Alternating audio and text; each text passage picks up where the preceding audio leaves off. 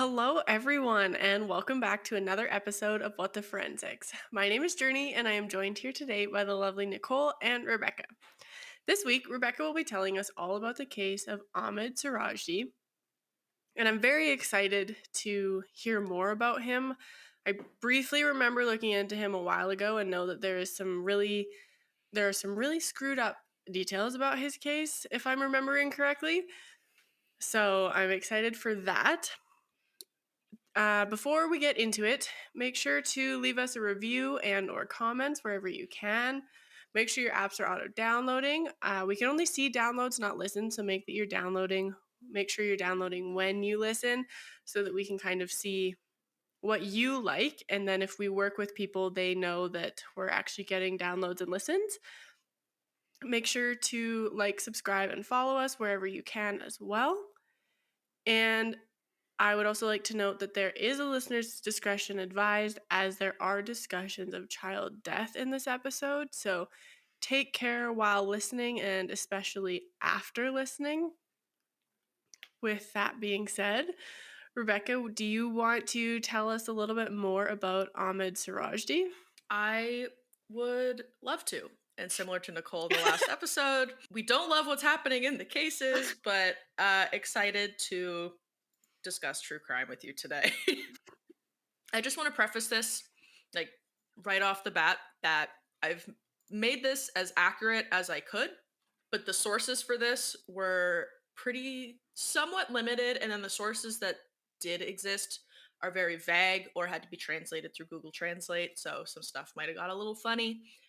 But to the best of my knowledge, this is the case. So on April 27th of 1997, there was a man walking through a sugarcane field in Semayang village of North Sumatra, Indonesia, and he was foraging for weeds that he could take back to his farm to feed his livestock with. This was a pretty typical day for this guy, nothing out of the ordinary in terms of what he was doing. But he did come across a strange mound of dirt in the field that looked out of place, like it wasn't something that he usually sees. So, not really sure of what to do with this, the man went to their village chief, who then gathered a small group of men to go with them to inspect the mound together. So, once they got back to the sugarcane field, one of the men used just a regular stick and poked the mound. And when they pulled the stick from the dirt, they could smell a strong scent of decay. And with that finding, they called the police to alert them that something was weird going on. Yep. Surprisingly, to me, anyways, I don't know if this is like, I don't think the police here would do this, but anyways, the police, upon being called, instructed this group of men to dig up the mound to figure out what might be buried there. So I just thought that was a bit weird because, like, if it's a potential crime scene, you've just ruined it, but whatever. Yeah. Like, Um it kind of so makes sense. And, like, okay, you're calling me because this piece of dirt smells funny. Like, I need a little bit more information, but it also fair. feels weird knowing what happens, that Yeah. they are potentially disturbing a crime scene. Yeah, exactly. Like, yeah, I can also see both sides. Like, it's just weird smelling dirt. Just do it yourself. Yeah, exactly. So, in following the instructions of the police, the men dug up this mound and, upon doing so, discovered what to them looked like the decomposing human remains of a naked woman. So, obviously, they called the police again, and this time they very quickly made it to the scene when they were notified. I think by the time they had started digging up the body, it was like late at night. It was like midnight or so. So the police did come right away and were kind of trying to carefully excavate the body. But by morning, a small crowd from the village had gathered around the crime scene to see kind of what was taking place. And I'm not entirely sure how, but I suspect someone in the crowd might have recognized the girl. But the Jane Doe was quickly identified by somebody as 21-year-old Sri Kamala Dewi, and she was reported missing actually just a couple days prior by her family. Oh, wow. So, yeah, so the authorities, they contacted Dewi's mother, who didn't obviously she didn't want to believe that it was her daughter that they had just found. But she came to the crime scene as quickly as possible, and reportedly she fainted when she saw the deceased woman and confirmed that it was in fact her daughter. Yeah, that makes So sense. yeah, I think I would probably faint as well. Yeah. So word spread pretty quickly around the village that Dewey was murdered. And so police were trying to find more evidence and leads in cracking the case, obviously, as they do. And because the police were going around the village basically asking anyone if they knew anything, a 15-year-old boy named Andreas actually approached the police, and he said that he thought that he might have information that might be able to help them. So Andreas told the police that 3 days before Dewey's body was discovered, so this would be April 24th of 1997, she'd gotten into Andreas' taxi, because even though he's only 15, he is a taxi driver in their village, and she got in requesting to be driven somewhere, as one does. But Andreas recalled that Dewey was hesitant to tell him specifically where she was going, which I can imagine makes it hard to drive her where she wants to go. Yeah. Um, yeah, so Andreas had said that eventually Dewey had confided in him and said that like where she was going, and she admitted that she was on her way to see Ahmed Suradji, who was a well-known shaman in this area of Indonesia. So, just tiny bit of reference, a shaman is also, I guess more in Western cultures, commonly known as a witch doctor. Andreas had said that Dewey, even though at first she was hesitant to tell him, she did end up telling him that she was going to see Surajdi, who was a shaman. But she did ask Andreas not to tell anybody where she was going. So Ahmed Surajdi was a well-respected shaman in the capital of North Sumatra, which was just it's the county that they live in Indonesia. And many, at least according to my sources, especially women, but I think he did have a lot of clientele of men and women. Many people visited him for guidance or to purchase like charms or talismans or other items, basically, for matters relating to problems in their life. Surajdi specifically tended to try to cater towards people who were having problems with love, money, and health. So that's kind of like the rituals that he was promoting. But yeah, so that's just a little bit Surajdi. So with the statement by Andreas that Dewey was headed to Surajdi's house when she went missing, police very quickly went to his house to question him. And at first, Surajdi denied any and all involvement in Dewey's death. He actually did. He said that he had no involvement, but he was in the crowd of people watching them dig up her body and was crying with everybody. But at the same time as they were questioning him, there were other police conducting a search of his house for evidence. And it was during this search that they discovered numerous items that belonged to Dewey, including her purse, the dress she was wearing the day she went missing, as well as a bracelet that she was wearing. And because Wow. of this, Surajdi was immediately arrested and placed into custody. There were slightly differing dates, but this was either on April 28th or on May 2nd. Okay. So, a little more background on Surajdi. Um, he was born with the name Nasib. Might have been the name Nasib Kluang, but that also, the Kluang may have been a nickname given to him later in life. But he was born on January 10th, 1949, into a family with very little money. His mother was a homemaker, and his father was a subsistence farmer as well as a shaman. They had hoped that Surajdi would be more prosperous than them when he grew up, and with this in mind, they named him Nasib, which in Indonesian means destiny or fate. Aw. I like that. I know, it's nice. Mhm. Um, so just a little bit of reference, because his father, as I said, was a subsistence farmer and shaman. His father did make a little bit of money as a shaman because he was somewhat respected as one at the time. But a subsistence farmer is typically a farmer that has like their own little farm plot, and they grow just enough food to take care of themselves or their families. So they don't grow food for the purpose of selling it and making an income on it. It's just to provide for themselves. Right.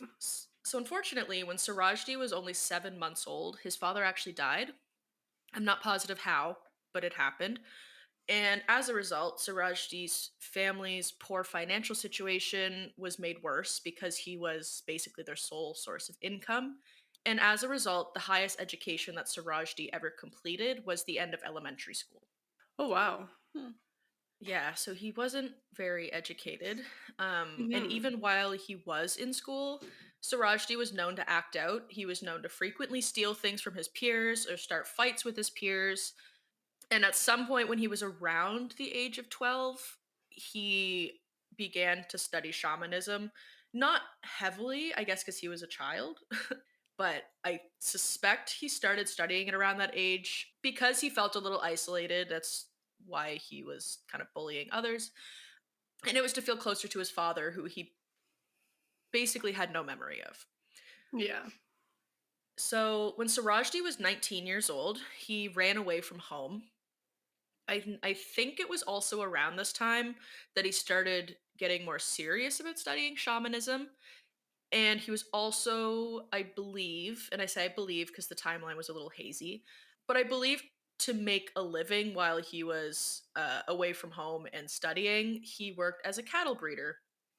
But this, I guess, I don't know if this didn't supplement his income enough or he's just a kleptomaniac because not long after running away, he ended up being sent to jail because he was caught stealing.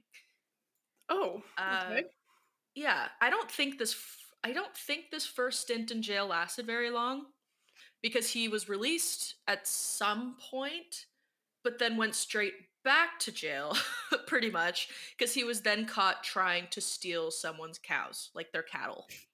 I don't know how you Oh. steal someone's cattle, but that happened. Yeah. And for doing this, it came with a more hefty sentence for theft, and I suspect it was because it has to do with someone's livestock. So he was sentenced to 10 years in prison for that. And this would have been like shortly after he was 19 years old, so he should have been in prison until at least the age of 29. But based on the sources that I found, he was released at some point before the age of 26 or 27 because at the age of one of those, he was supposedly released and married a woman by the name of Tamini.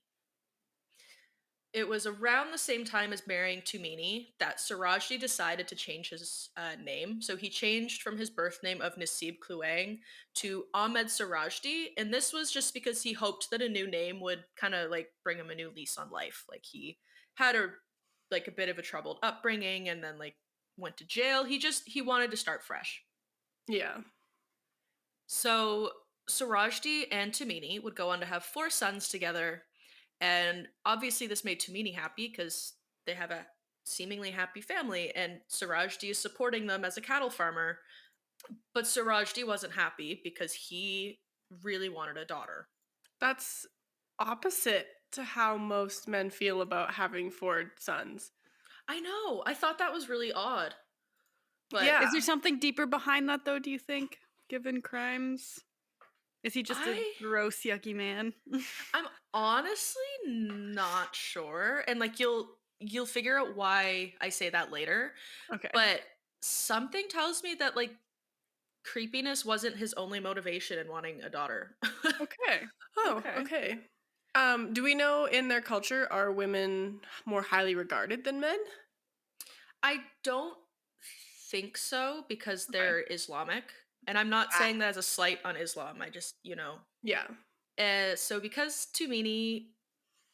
because Sarajdi wanted a daughter and he didn't think Tamini could give him one because they had four sons by now, he basically decided the only way for more daughters was to have more wives.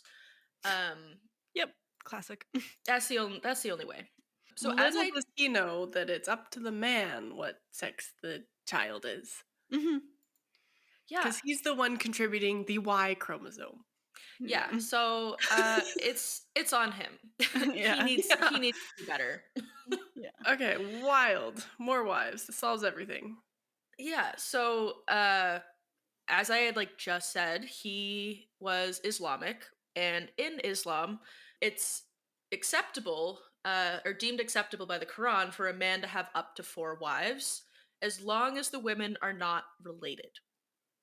Okay. And I didn't like go I didn't I didn't research the Quran because that wasn't the point of this episode, but I did read something that suggested that the reason in Islam that it's okay to have up to 4 wives is to benefit or socioeconomically benefit orphans. So supposedly having more wives, like I guess if I don't understand, but it was something to do with helping orphans financially, which is a whole other topic for a whole other day. But either way, in Islam, 4 wives is a-okay as long as they're not related to each other. So what did Surajdi do? He married both of Tamini's sisters. Classic. Okay. All right. Yeah. So yeah. I don't know why he wanted the sisters so bad, but apparently he told his mother that he wanted more wives, and his mom was very supportive and was like, "I'll help you." And he was like, "I want the sisters," and his mother was very concerned because it's not acceptable in their religion. So she basically was trying to talk him out of it, but he was very adamant, and so he got married. So from both of these marriages, he did have 5 more children, but I wasn't actually able to find whether any of them were girls. So I'm assuming based on the fact that he didn't have any more after 5, maybe one was a girl, but I'm not sure. It would be crazy to have 9 children and them all be boys. That Yeah. would be insane. Like, sounds like statistically, hell. that is crazy. Yeah, it does. In my opinion. What did I you would say, agree. Nicole? I said that sounds like hell. But as someone who doesn't want children, 9 boys just does not do it for me. It's not He do it doesn't for have me. to deal with them. He is the Yeah. provider. You Does know he what? provide- Unfortunately, you're right. Yeah, the wives, as far as I was able to read, pretty much they took care of the children, and That makes sense. Surajdi. Oh, to be a man. Sorry. Side note. Keep going. Okay. Surajdi left behind his life of petty crime and theft to become a cattle farmer and support his family. So that's partially how he was supporting his 9 children and 3 wives financially. But as I had said, he was starting to get quite serious about becoming a practicing shaman. And with the help of his wives, he was actually advertising his services around their village of his abilities. Specifically, he was offering his services as a dukun, which is just an Indonesian term for a shaman. I was trying to find specifically whether a dukun is a specific type of shaman because I learned that there's different titles for different shamans that specialize in different types of issues. So people who specialize in like black magic for like love, for example, apparently there's a specific name for those versus if they specialize in like money. But then I believe there is also just shamans that kind of they're just like they deal with it all. Okay. So he and his wives would go and advertise his services around the district, and he would act on them. He accepted money from a client base, and they basically tell him what money, love, health problems they were having, and he would do rituals or sell them things to try to fix them. And he actually did become quite respected. He had quite the reputation. He attracted customers that were like relatively high up the line. It was said that he also had multiple government officials as clientele base. So he was like a pretty trusted guy. Surajdi offered spiritual advice, rituals, items, and guidance, like I said, on issues related to beauty, wealth, and love. And people trusted him because in many cultures, even to this day, witch doctors or shamans are still highly revered as legitimate means to solve these problems. Cool. So, yeah, I think it's super interesting how different cultures are, like east to west. Right? I'm so fascinated by them. Yeah. So just getting back to late April to early May of 97, which is around the time Dewey was discovered. Police are now interrogating Surajdi, and they're trying to elicit a confession for the murder of this 21-year-old girl found in the field, Sri Kamala Dewey. Initially, as many, many killers do, Surajdi vehemently denied any involvement in Dewey's murder, but after the initial denials, after basically the police wearing him down and telling him all the evidence they've already discovered, he did eventually cave and confess that he had killed Dewey. He had said that he killed Dewey after after she contacted him asking for help with her marriage. I believe she was trying to make sure her husband would not have an affair, if I remember correctly. So she wanted his help with that. Apparently, Surajdi had instructed her not to tell anybody that she would be visiting him, as the ritual would not work if anybody found out about it. So she agreed to this because she wanted it to work. And then upon meeting Surajdi at his home, they basically made an agreement that she would pay somewhere between $200 and $400 in Indonesian currency. I'm not positive how much she paid, and but every customer he obviously paid him because that's how he made his living. So once Dewey arrived at Surajdi's home, he led her down to the sugarcane field, as he had stated that this is where the ritual had to occur. When they got to the field, apparently Dewey was noticeably very nervous, because it's dark. She's in a field with a strange man. So Surajdi had his wife Tamini join them to calm down Dewey and basically reassure her that it's going to be okay. So once she calmed down, Surajdi instructed Dewey to lay in a hole that he had dug in the ground. And I'm unsure of how she was positioned in this hole. I'm not positive she was laying down or sitting in it. However, she was instructed once she was in the hole to stay in it until Surajdi had filled in the hole with dirt, so that just like the top bit of her body was out, like probably at most like her shoulders might have been exposed, like shoulders, neck, and head. So once this was done, Surajdi then covered Dewey's eyes and then proceeded to strangle her to death. Jeez. Yeah, so sh as soon as that hole was filled, there was no way that she could get out, unfortunately. I can't imagine how terrifying that would be, to be unable to move and like defend yourself and be stuck in the earth as someone Yeah. is strangling and killing you. Yeah, I don't want to imagine like that sheer panic. Yeah. I'm also curious why she got in the hole.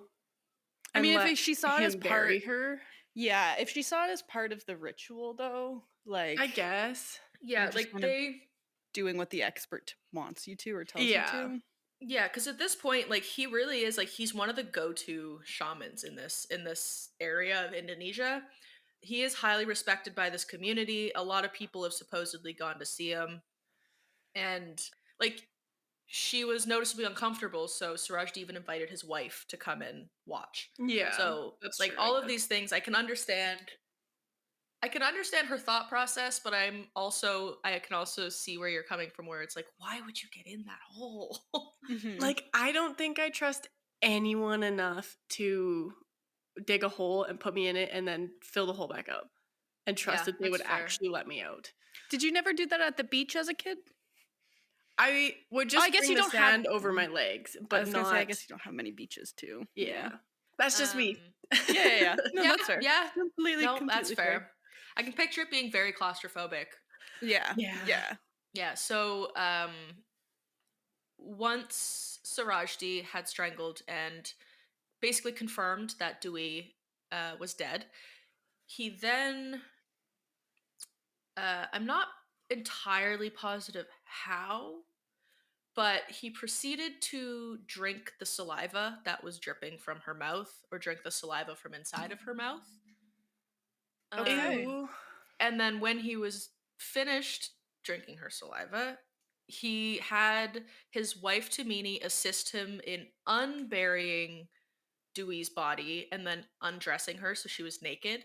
And then once this was done, Surajdi picked up her body and brought her to a different part of the field, where he then reburied her, making sure that her body was positioned so that her face and head were pointed towards his house. Sorry. So the wife witnessed all of this and assisted Yeah. afterwards? Yeah. Huh. Like, it would be one thing to watch your husband kill someone. It would be an entirely different thing to then watch them drink the saliva from that Yeah. dead person's body and then assist in unburying them and undressing them. And then Yeah. reburying them. And then Yeah. witnessing the reburying, staring at your home. Yeah. Yeah. Hmm. Okay. Yeah. I don't To, like that. to each I their don't know. own, I guess. Yeah, I don't think I'd want to be married to that. Uh-huh. Yeah. That's just me though. So, obviously, even though the police highly suspected that Surajdi had killed Dewey, it was still a great shock when they heard how he did it and what he did upon doing it. Mhm. However, unfortunately, this wouldn't even end up being the most shocking thing that Surajdi would tell the police during his interrogations. So, Oh. over the course of some more interrogations, Surajdi began confessing to more and more murders. At first, he confessed to about 5 more, but at the end of the interrogations, which admittedly I'm not sure how long they took, I couldn't find that information. But by the end of it, he had confessed to a total of 42 murders, all of which Wow. were of women or underage girls, and all of which were killed and buried in pretty much the exact same ritualistic way as Dewey, including the the burying, strangling, drinking of saliva, unburying, undressing, and burying facing his house. Everything was the same. Wow. I can't imagine having more than one set of dead eyes staring at my home at all. Like, just knowing that you're being watched in the afterlife, you know? Yeah. Yeah. Yeah. That's Like, no, thank you. very unsettling. Yeah, it It's is. also weird that like no one noticed because I'm assuming that these women and girls were clients of his Mm-hmm. and that no one like if they were like, "Oh, I'm going to visit Surajdi," and just Well, never came home. I think that was the thing, that was he wanted them not to tell people that they were visiting him, because then the Mm-hmm. ritual wouldn't work. So, Right. like, Okay. Exactly. maybe there had been discussion prior to be like, "Oh, I'm gonna go see him," but then once he's like, "You can't tell anyone when you're coming," then, like, no Yeah. one technically knows at that point. I don't know. Yeah. That's Wild. pretty spot on, actually. That is part of the reason that they went undiscovered for so long. Crazy. Um Did his wife help with all 42 of these women? I'm not positive if she helped with all of them, but she Hmm. did help with a significant amount. Enough that it was like she couldn't just say that she was like forced into it, because it was a lot. Wow. Okay. Was it just the one wife, or did all 4 wives assist in and throughout? Do you know? So I'm not positive. I know, and I'll briefly mention it later. I know that all 3 wives were charged with Okay. assisting him, but Okay. only Tamini was convicted. Okay. Okay. Mhm. Okay. So when police asked Surajdi why did you kill 42 women, or why, or at least are you confessing to killing 42 women, he revealed that he did all of this because of a dream that he had in 1986 when he was around the age of 37 years old. So that would have been just over 10 years prior to this interrogation. As I mentioned earlier, at this time in Surajdi's life, he's been a practicing shaman for multiple years, like in 1986 by that time. And his father, who died when he was 7 months old, was also a practicing shaman. So, in the dream, according to Surajdi, his father visited him and told him that if he wanted to become a mystic healer and gain more, uh, basically supernatural powers as a shaman to become more powerful, he had to drink the saliva of 72 dead young women. Surajdi also made sure to tell the police, like he specified that in his dream, his dad never said he had to kill 72 women. He just needed to drink the saliva of 72 dead women. I maybe wouldn't have specified that part Yeah. because that feels like you're just killing them for fun of your own free will instead of like, this dream made me do it. Yeah. Yeah. Do we know? This is I was just gonna say, do we know where 72 came from? Like, why 72? That seems like a very, very specific number. Yeah, I don't think we do. It was Okay. that's just That the was it. number that was in his dream. Okay. But yeah, I couldn't. There's not a lot of direct I know. quotes.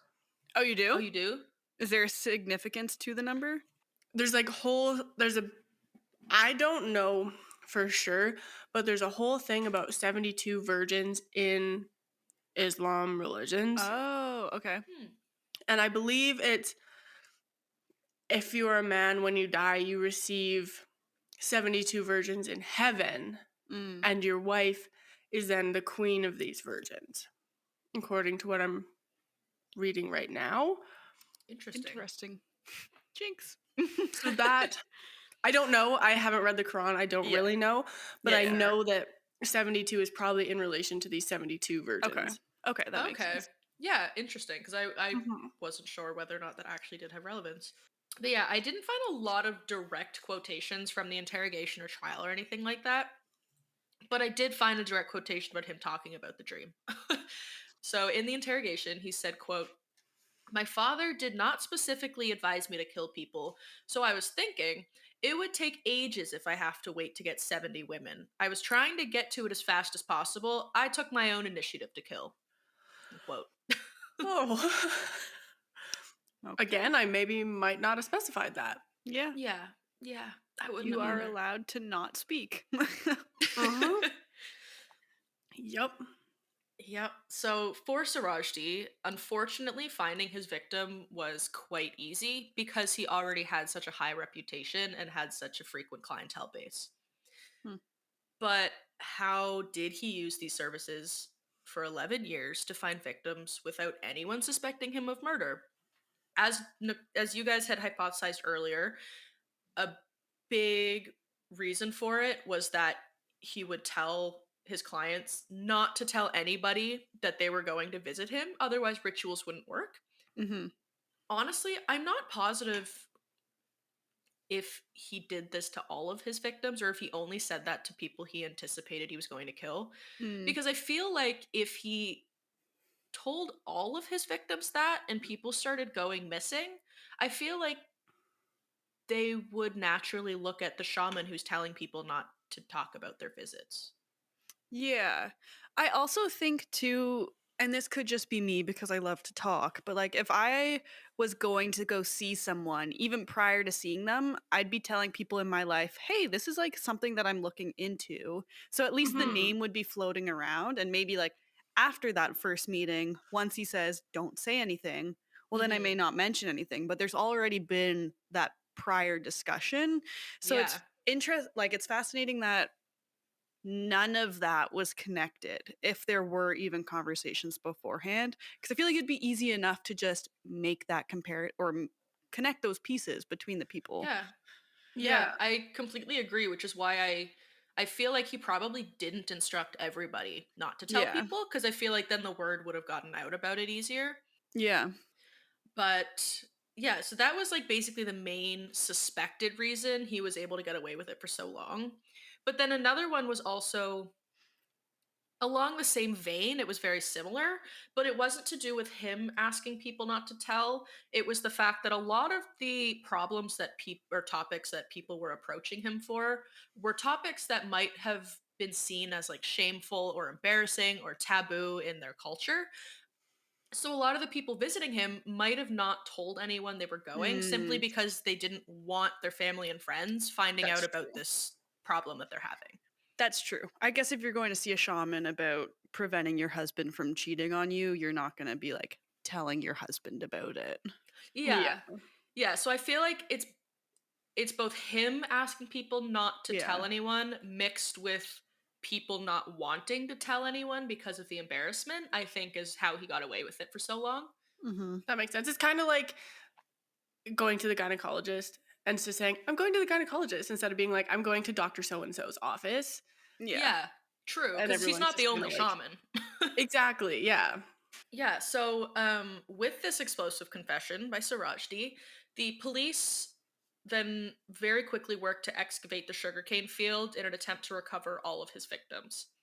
And because the search area was so large and they basically didn't even know where to start, they actually used an excavator to basically dig up the field, which I can imagine could potentially really damage some evidence, but at the same time, they are just trying to recover the bodies to identify them and make sure that they found everyone.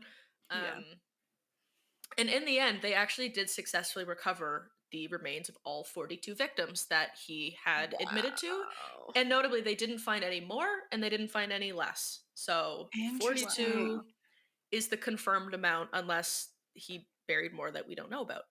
Wow. Wow. All in the Yeah. same field. Holy smokes. Yeah, and Staring at him. all staring at him. And that part was also kind of part of it wasn't mentioned that it was part of the dream, but he had the belief that by all of them looking at his house, it somehow offered him more power. Like he was Hmm. more powerful if his victims were looking at him, facing him basically. Wow. Right. So unfortunately, many of the remains were not able to be identified because they were in a very advanced state of decomposition because he basically started murdering as right after he had this dream in 1986. So he's had like an 11-year crime spree and time to murder these victims. So I wasn't able to find how many were identified and how many were not identified. And also, unfortunately, there's at least to the length of my own research, there I could not find anywhere a list of his victims. Otherwise, I would read them out and talk a little more about them. But the only victim's name and story I could find was Dewey. Oh, wow. Hmm. Yeah, it was confirmed though that his victims were they ranged in ages from just 11 years old to 30 years old. Wow. Wow. Do you think part of that is, like, some of them being minors and, like, just not releasing their names? Like, I don't. I I feel like some of it definitely could be that. Mhm. But yeah, I don't know. I'm not positive the reason. Like, I don't know if they just haven't published their names or if my search capabilities are just not good enough to find the names in like some Indonesian newspaper. Yeah. It could also be kind of out of respect for the families in a sense, just to give them some Yeah. privacy instead of being Yeah. hounded by Yeah. people who know, like, "Oh, your daughter was killed by this guy. What was that like for you?" Yeah. Yeah, Yeah. absolutely. But either way, there was 42 women and girls ages 11 to 30 over Wow. 11-year span that went missing and they were all in the same field, Wow. which is ridiculous. Yeah. Unrelated, related, maybe insensitive. How would that affect the sugarcane crop? I Did they f- get yield honestly, a good harvest because of all of the nutrients in the field? yeah, I feel like That's they would what my gut instinct, unfortunately yeah. be really good sugarcane crops. Like, as bad as it is to say, I feel like bodies provide a lot of nutrients to the soil. Yeah. Yeah. I Maybe just, that's like, another component as to why it was all in the field too, was to Yeah. boost his harvest. I don't know. This is me Boost speculating. boost his harvest and also I think sugarcane Protection. grows quite fast. So it's Hmm. probably easy to hide them in a field of very quick growing vegetation. Yeah. yeah. Anyways, Um sorry. Continue. oh, it's all good. So, despite him confessing to the 42 murders, when asked how he pled or pleaded, I don't know, I never know the correct I always flip tense flop. of that. But he still pleaded innocent. He said he wasn't guilty of this. So he did end up still going to trial, which notably was actually overseen by 3 judges as like a bench trial instead of a jury. Wow.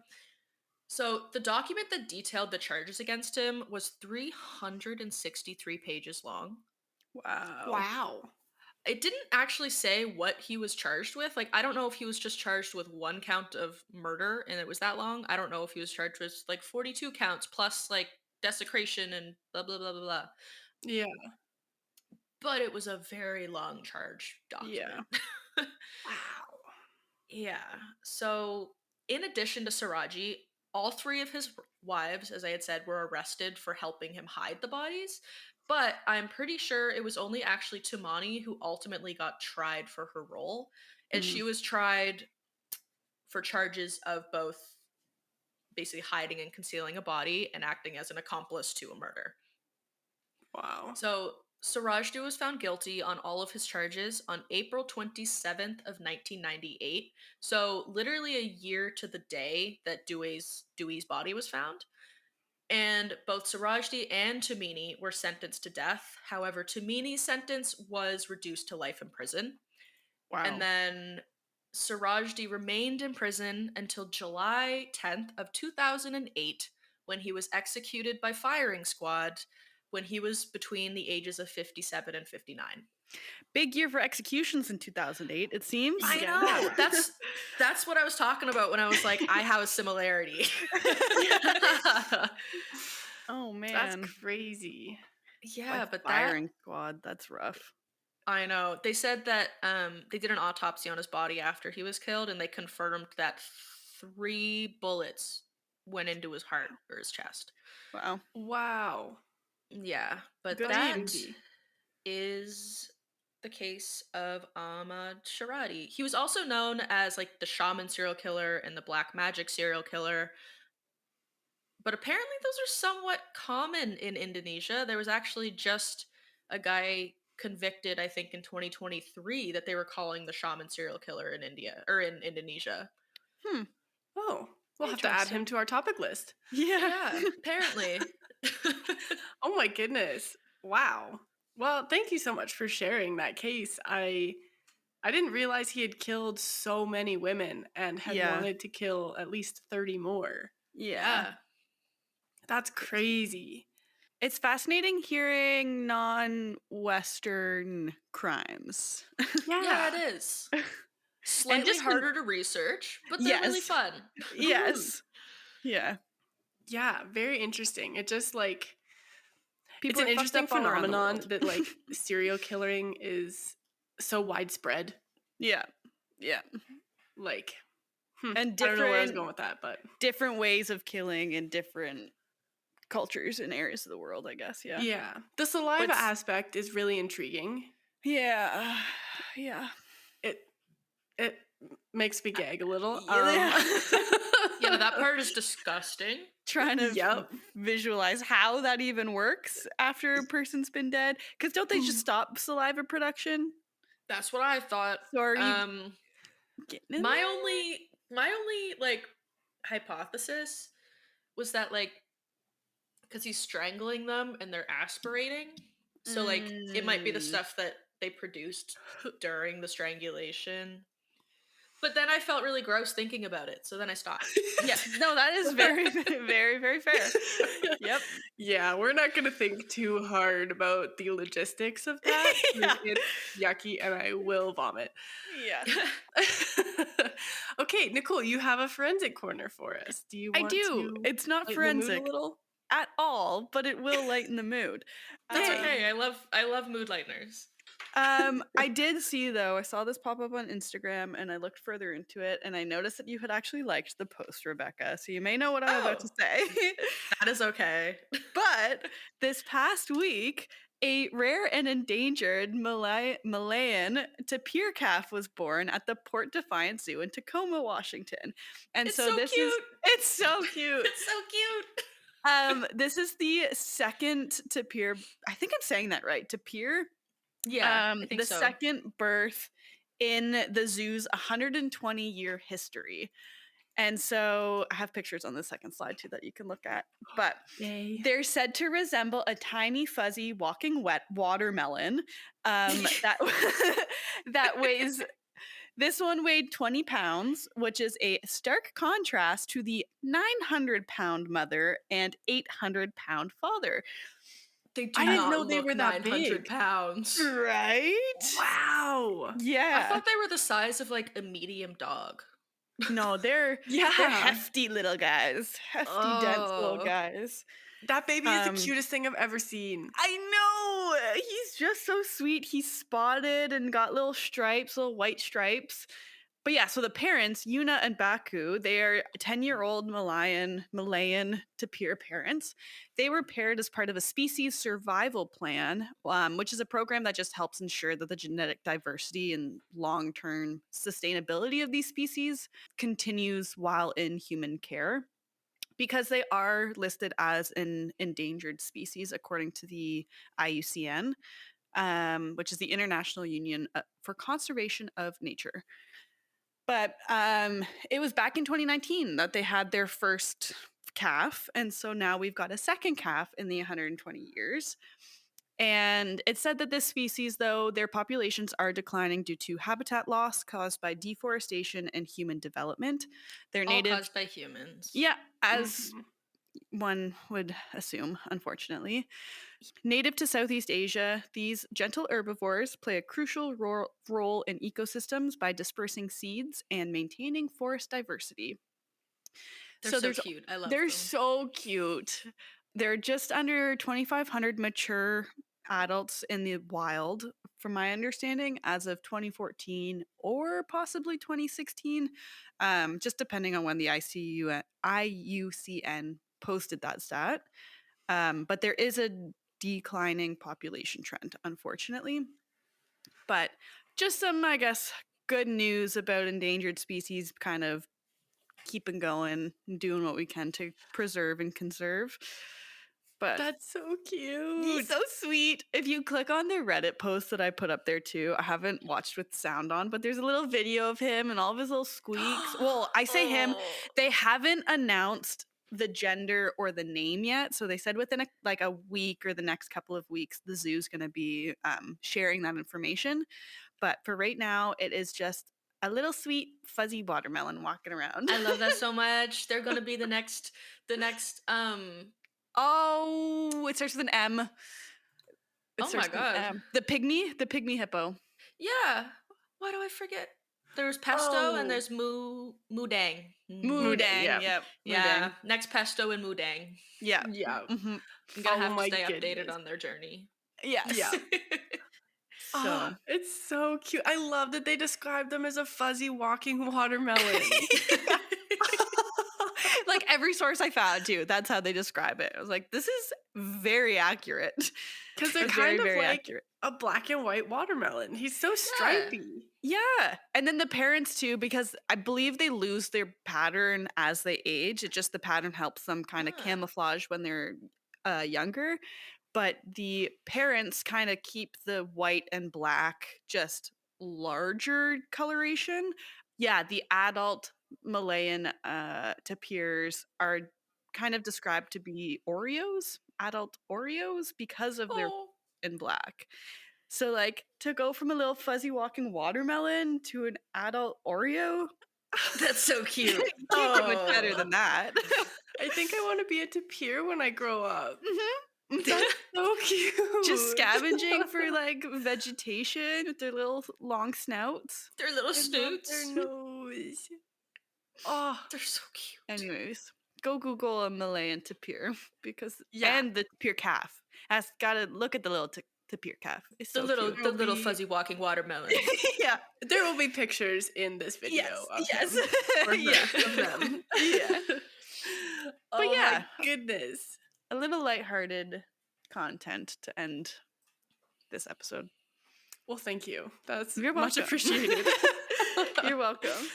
Oh my goodness, adorable. I will be thinking about that for a long time. Mhm. And thank you, Rebecca, for telling us this horrendous story of Ahmad Suradji.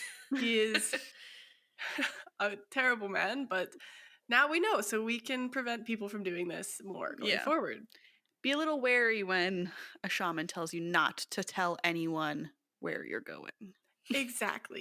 Exactly. Sharing your location is someone. good. Yeah. Mhm. Yeah. Yeah. All right. So our next topic is going to be the Illuminati. I'm really excited for that one. I don't really know what direction our episode's headed in yet, but I think it'll be interesting and full of just like fun, lighthearted conspiracies and just Illuminati stuff. I'm so excited for it. I am too. And that being said, if you want to stay up to date on all things What the Forensics, you can follow us on Instagram, YouTube, Facebook, and TikTok at What the Forensics. Our website is whattheforensics.ca. We kind of think of it as your one-stop shop for everything forensics. We have our sources, recommendations, images, contact us, as well as a little shop where you can buy stickers and pens. And if you have any questions, comments, or concerns, you can send us an email at whattheforensics@gmail.com. And this has been another episode of What the Forensics. We hope you enjoyed it, and we will see you next time. Bye! Just a reminder to everyone that we are not professionals in the forensic science field. We are just interested in forensics and want to share what we are learning with our listeners. We're trying to give you the most accurate information, but we are human and can make mistakes. Thank you so much for listening, and we hope to see you next week.